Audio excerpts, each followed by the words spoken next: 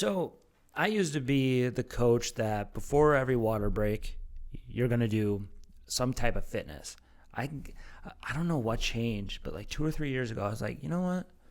These kids are getting enough fitness throughout their week, so I just don't do that anymore. And I realized that what I was doing was probably hurting the kids. Like, I would do jump over the ball and then basically do like a burpee.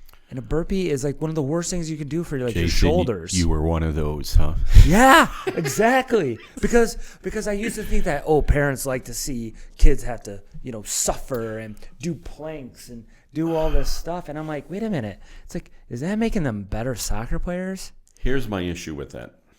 My number one issue is everything I do is I'm trying to teach these kids the right way to do things.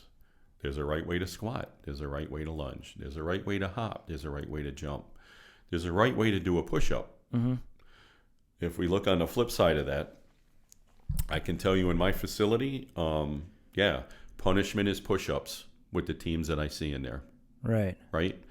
So when I look at push-ups and I look at the team doing 10 push-ups because someone did something wrong and none of them are doing push-ups right, that's more detriment to the athlete than it is good. It is. Right.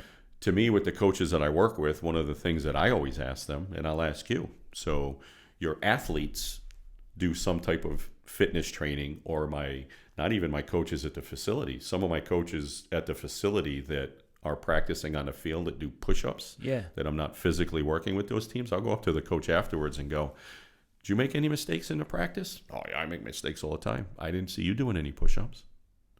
So I think a lot of what I see is if kids aren't doing stuff correctly, or they're not listening, or they don't do a drill appropriately, gotta do a push-up. Push-up's like the golden thing to do.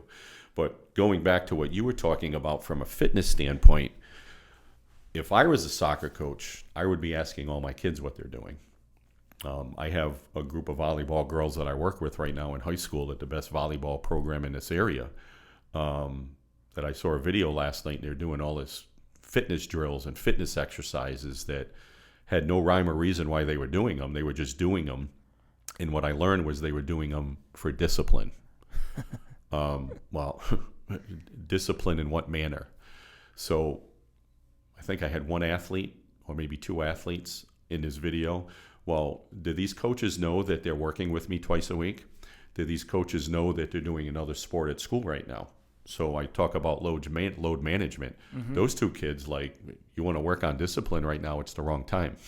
And what are you doing from a discipline standpoint? You're making them really hate to do exercises because it's disciplinary, right? Yeah.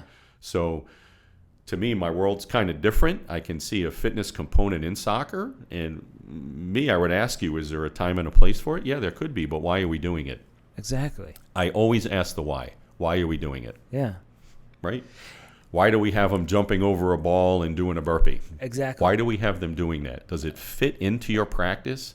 Does it fit into your end goal to what you want these kids to accomplish? Or are you just giving them to do something because we need more fitness? Yeah. If it's the latter, I'd say don't do it.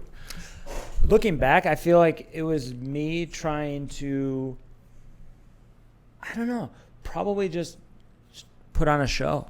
A lot of these coaches like to put on shows in front of parents. I don't care about that at all anymore. I could just care what the player is doing, right? But it's funny about how we use fitness as a punishment. And that's one of the biggest things in soccer that I can't stand. Like, if you have a bad performance on Sunday, bring your flats.